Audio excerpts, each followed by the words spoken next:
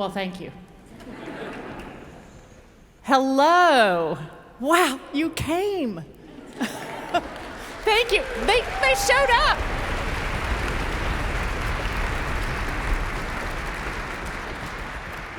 I can't tell you how beautiful you look. My name is Caroline Whidden. I'm the executive director and co-founder of Me2, and it is my tremendous pleasure to welcome you to Boston Symphony Hall this afternoon. I live with a diagnosis of depression and anxiety, feeling the anxiety today. And half of the musicians on stage with me are living with their own diagnosis of trauma, schizophrenia, bipolar disorder, substance use disorder, and a lot of anxiety. We operate under two core beliefs. One is that classical music is for everyone, and the other is that mental illness is not a character flaw.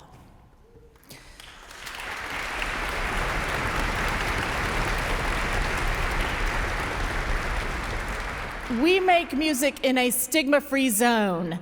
And so if you are here today with us and you're living with a mental illness, we want you to feel comfortable and supported because you are our people. This is for you today. I want to ask you quickly not to take any video. I've gotten a lot of questions about video. We will be videoing the performance and making it free for everyone, so you don't have to worry about that today. I also want to call your attention to the Q&A later in the program. Some of you have already caught on to this. We're doing something a little bit different today. You can ask us anything during the Q&A. So if you see an instrument that you want to learn about, or if you have a question about the music or mental health or the conductor, you can ask us anything, you can make a comment. And I put my cell phone in the program book. May not have been a great judgment call. We're all BFFs now. Go ahead, send me a text. We'll do our best to answer your questions. We love to connect with you, so we hope you will let us know what you're thinking. It's all anonymous. Finally, so important, a huge thank you to our friends at McLean Hospital for underwriting today's performance.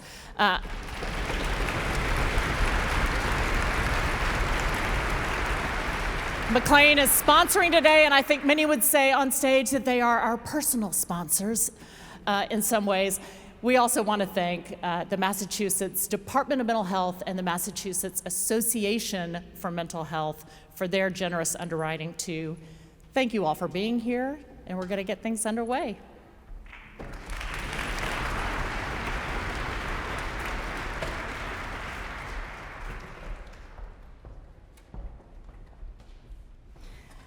Hello, Boston Symphony Hall. My name is Marguerite. I am a member and musician of the Me2 Orchestra. It is a tradition for us to start our time together by taking a mindful moment, a time to settle ourselves in before diving into our music making. Today, I invite the audience to join us in this tradition. Let's enter our stigma-free zone. Leave whatever does not serve you at the door. This is your space today, our space. If you would like to stand, please do. If not, stay seated, feet flat on the floor. Peel those shoulders away from your ears. Loosen up that jaw. You can close your eyes if you wish, or lower your gaze. I will count us for our first breath, and then you will take the next 3 on your own time. All right. Let's breathe in, 2, 3, 4, and out. 2, 3, 4. Your turn to count.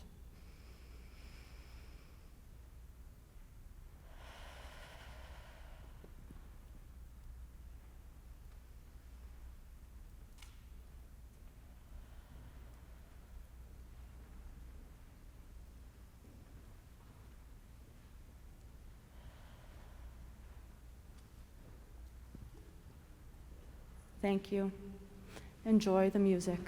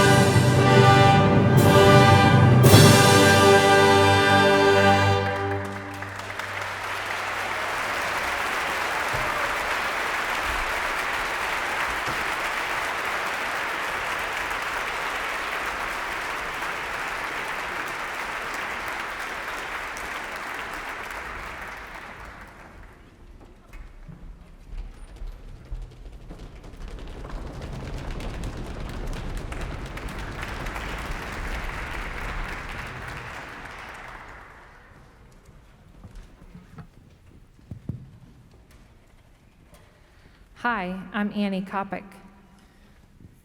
And I'm Carol Furr.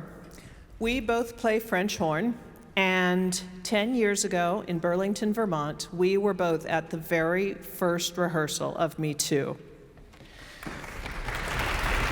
Thank you. So we'd like to welcome you and tell you a little bit about our experiences with Me2 over the past decade. I first heard about Me2 Orchestra from an ad on Craigslist. I had just moved back to Vermont after 10 years away, and I joined because I was looking to play my French horn again and meet new people. I thought it would be fun to join a new orchestra and loved that there were no auditions. I first learned about it when I read in the local paper about the idea for the Me2 Orchestra. I was excited, really excited, to join an orchestra for people with mental illness because I am a person with mental illness. I've had episodes of major depression for pretty much as long as I can remember. And before I joined Me2, I felt really alone with it. Spending time around people who have the same kinds of problems has helped me learn to accept myself, all parts of myself. I don't have a mental health diagnosis, and honestly did not know much about mental health before I joined the orchestra. In addition to making good friends and becoming a better player, I've learned a lot over the past 10 years. I am a more open, compassionate, and accepting person. Me2 has made me a better family member, friend, and teacher. Me2 has also given me a model for what an open, supportive, and fun adult community can look like. At orchestra, I can truly be myself. Back before there was a Me2, I was pretty secretive about my diagnosis, especially in the workplace. I was afraid I'd be ostracized and judged, and I figured I'd better keep it under wraps.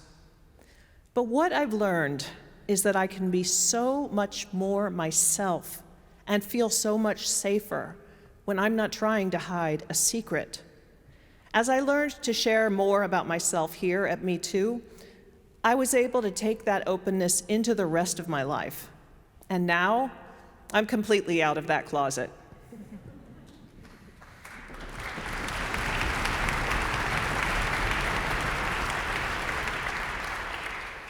My life has changed a lot over the past 10 years. I met my wife, we bought a house and got married. In fact, we were married by our best friend Kate, who I met at Me2. Hi, Kate. We had a daughter who is now 2, and I'm pregnant with our second child. Through these changes, Me2 has been a constant in my life. Weekly rehearsals gives me a chance to put aside my role as teacher, mother, and wife. I get to sit back where no one can see me, make music, and crack jokes with my buddies in the horn section. We have a lot of fun. Over the last 10 years, I've had a lot of ups and downs. I've lost jobs a few times and found a few new ones. I've had times when I struggled hard with my diagnosis and times when I had more success in dealing with it. But successful or not, I always had Me2 waiting for me. It was a safe place I could come to and be welcomed, whether I felt able to be my best self or not. There was always kindness, love, and acceptance. Me2 has become like a family to me in the best possible way. We are so happy to play for you today. Thank you for coming and enjoy the performance.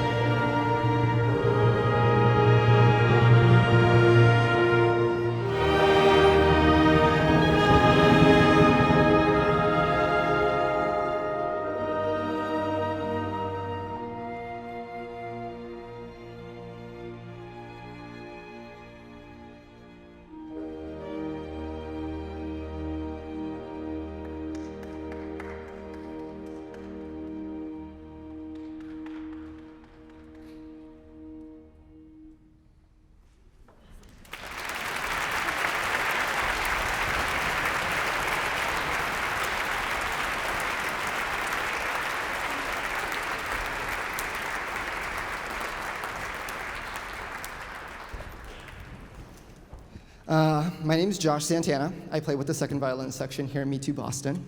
I'm 25 years old. I'm a real estate agent, and I'm finishing up a master's degree in music, community music education.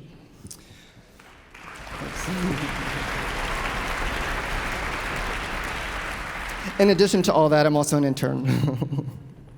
I want to share 3 different scenarios with you today, and I want you to try to imagine yourself in these situations as an observer or as the individual. Scenario number 1. You're 5 years old. You have incredible amounts of energy. You become disruptive in the classroom. You're not allowed to return to school until you have a psych eval. Take a breath. Come back. Scenario number 2. You're 13 years old now. You've been working so hard to prepare an application to private school all yourself.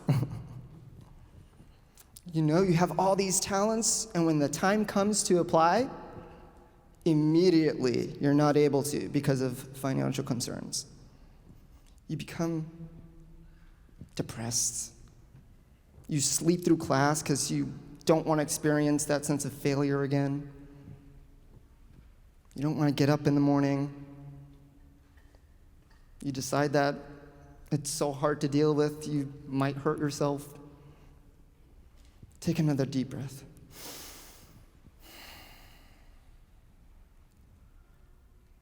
If you feel all that deep in you right now, so intimately, we can acknowledge that as empathy.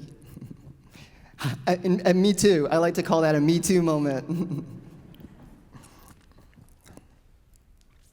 Let's come back to the 3rd scenario. You're a 22-year-old young individual. You wake up one morning, almost catapulting from your bed. You're like, whoa, I have a mission. I need to find out what that is. I don't know what it is, but I'll find out. You smile, and it's almost like your smile isn't big enough. You talk to strangers. You start to find ways to fulfill this thrill-seeking thing inside you. You become risky and dangerous. You have to stop your undergrad music education career. Come back.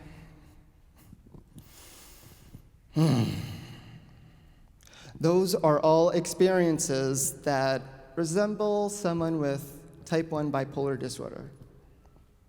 Those are all experiences I've lived through. Mental illness is invisible. You can't see it. There's 2 major components, biological and chemical, and environmental. With biological and chemical components of mental illness, there's not a lot you can do unless you're a researcher. Props to you guys. Ongoing research happening all the time. But there's also external influences that exacerbate mental illness. And I'd like to talk about one external factor that actually helps people with mental illness. Compassion for others. Compassion is when you can acknowledge that somebody is feeling something and say, okay, they're experiencing that, and it's because of a need of theirs that isn't being met. So it's understanding the feeling, acknowledging it, and also knowing that there's a reason behind it. When you're compassionate with someone, or you're compassionate in a situation,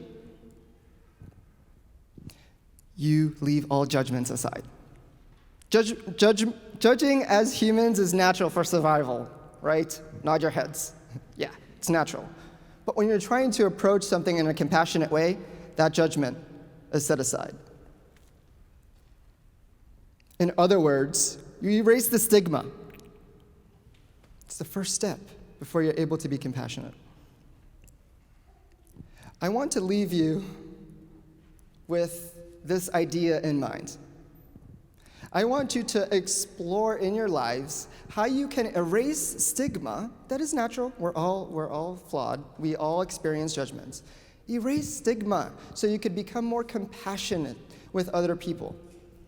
Me2 is an awesome example of how being compassionate creates such beautiful products. Our music is our product of our stigma-free zone. I want to encourage you to see how you can apply that in your own groups and see how powerful it is to create something when you're not judging each other and when you understand, you acknowledge everybody's feelings, and you help them fulfill their needs. You will be blown away. Thank you very much.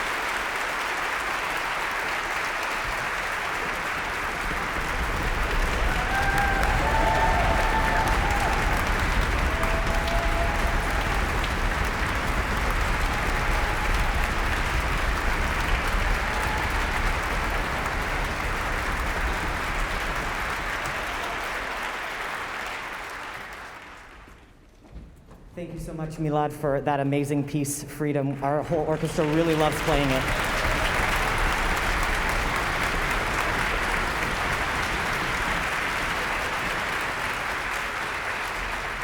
My name is Miles Wilcox. I'm a music teacher. I'm a resident of Jamaica Plain. I'm also a cat dad. I'm a new uncle. I'm a member of the Me2 Boston viola section, and I live with generalized anxiety disorder and depression as part of my bipolar 2 diagnosis. I know I have at least 1 or 2 students in the audience, so I wanted to make sure that my...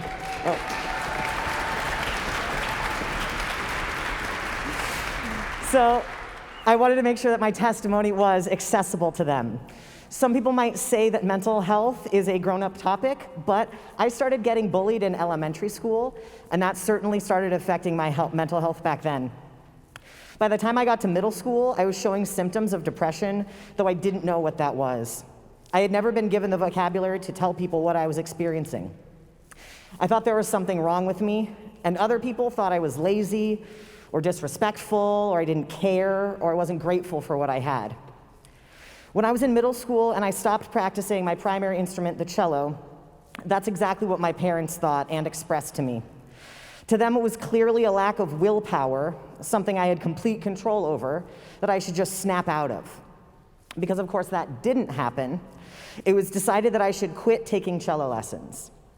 I didn't want to lose interest in something I used to love, and I didn't want to feel like I always had a black cloud hanging over my head, but it's not something I had control over. When my mom called my cello teacher, Bing, to inform her that I would no longer continue taking lessons, Bing told her, "No, I do not accept."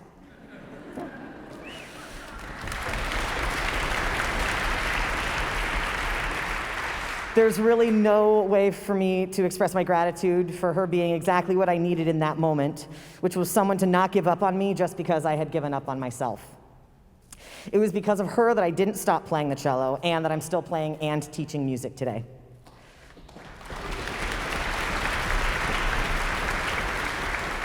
As there is no cure for mental illness, I have learned I must live with my mood swings, acknowledging that I do get such low lows that I have a hard time getting out of bed, with the eventual return to baseline and, though less frequently, highs elevated above that.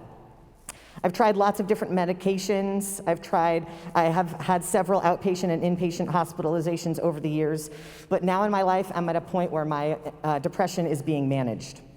Currently, it's my anxiety that I'm trying to get a handle on. If you don't have experience with an anxiety disorder, I can try to explain what it's like for me. Do you know that feeling, that tightness in your chest when you trip and you almost fall? That millisecond of panic when you think you're gonna face plant? I have that feeling all day and all night. My anxiety makes my head a very busy and loud place. There are lots of thoughts flying in from every corner of my brain. My mind races out of control. Sometimes it feels like there's a spotlight shining on me and everyone is staring at me. I mean, like when there's not. My brain is chaotic and loud, but music helps to quiet it down. When I play music, I can feel the racing thoughts start to slow. I can feel the fog start to clear, and it feels like I'm at peace. My anxiety may take a hold of me, but music helps me to find myself again. I don't usually like being in big groups of people, but it's different when you know that those people are your people who understand what you're going through, or at least can show compassion and support you through it. One reason that I decided to speak openly today about my experience as someone with a mental illness is that the stigma is still so real. So often we hear about mental illness being something dangerous or scary, or that it caused someone to commit a crime or hurt somebody. Mental illness is often associated with being weak, being incapable, being untrustworthy, being unemployable, and other negative traits. I'm hoping that by telling my story, I can share that people with mental illness are not scary, we're not dangerous people, and we're not some other. We're your friends, your family, your neighbors, and your teachers. Another reason I wanted to come up here is that one of the most powerful things I've ever heard from one of my students is for them to look at someone on stage and say, wow, they look just like me. I've had students of color say that to me. I've had queer students express that. And I want to be a person my students can look at on stage and say, wow, that person has a mental illness just like me. And they can still make incredible music with an amazing orchestra. Thank you.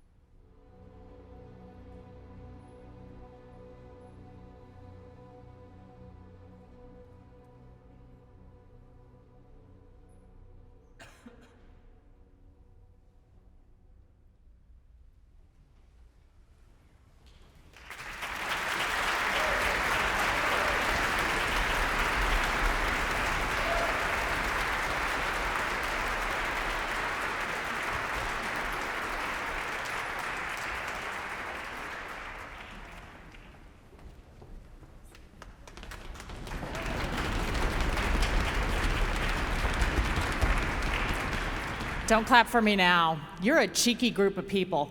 I've been getting your texts. Let's get real. So it's time for a little Q&A, and I'm gonna be quick because I want to hear more great music. But I do have some interesting questions. My phone has been pinging off the hook. First question: why do the orchestras always hide their best part, the French horns, in the back so I can never see my daughter perform? Stand up, horns.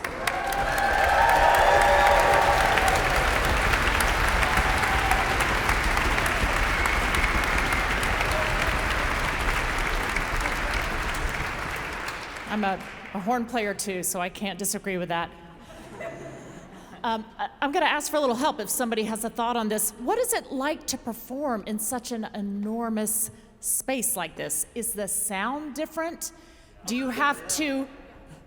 Was that a laugh? We play a lot of gyms and tents and hospitals. Yes, the sound is different. Do you have to relate to the other musicians differently? Would anyone have a comment you might add? Sandy, come on up here. Come on up here. Yeah, come on up. Can you make it?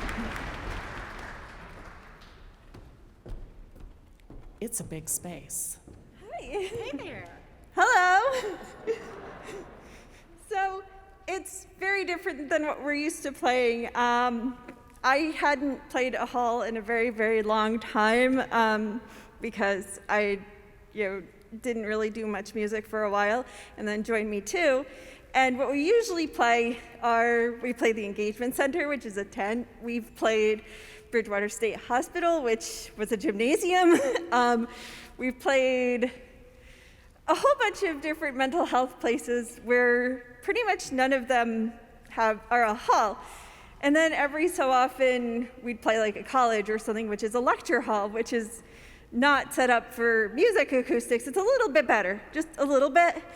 But this, the hall itself is an instrument and it plays with us. So it amplifies the work that we're doing, because usually when I'm playing, I can't hear somebody across the orchestra, because usually I try to hear somebody across the orchestra to figure out where I'm at and where I need to be.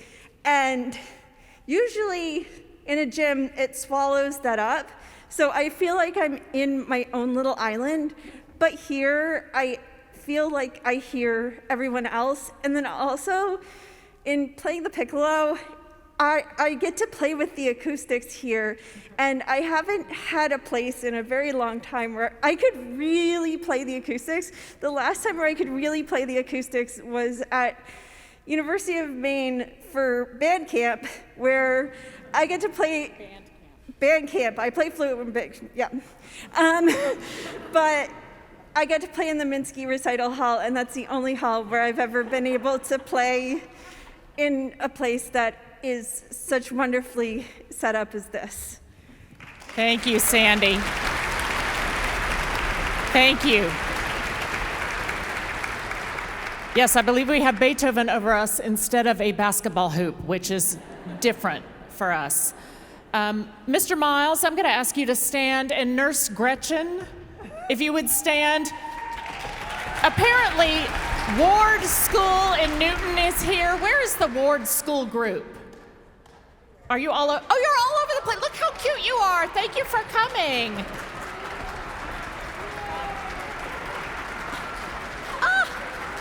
Miles, look. Oh, I love that. I love that. Thank you, Mr. Miles and Nurse Gretchen, for being here. And thank you to the Ward School in Newton for coming out. Question, why do certain sections have principal players and others do not? Quickly, I will explain that these strings are all playing the same part. We've got like 12 people right here. They're all playing the same part. And James is their section leader. Hey, James. And same thing with the violas. Miles is the section leader. They're all playing the same part. In the winds and the brass, everybody is playing a different part. And you may have noticed as people are speaking, part of the reason we speak is because people are moving around. So you might be a section leader for one piece, and then you move around because we try to give everybody a chance. So that's what's happening there. This is not so much a question as just a comment. Percussion is so cool.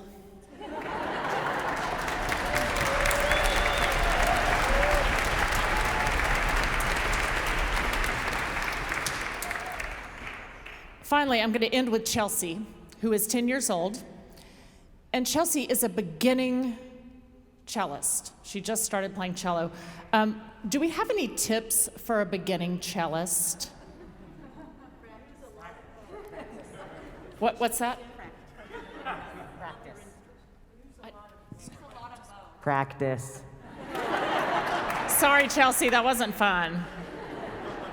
Practice.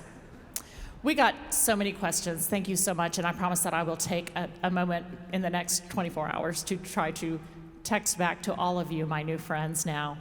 I want to quickly add that there is a QR code on the back of your program, and if you are in a place where you would like to contribute to what we're doing, if you enjoy free events like this at Symphony Hall and other great venues, we would love to have your support for our work. If you're in a position to do that, we hope that you will hit the QR code or go to me2music.org and show us your support. Thank you so much for coming out, and I can't wait to give you their Beethoven. Thank you.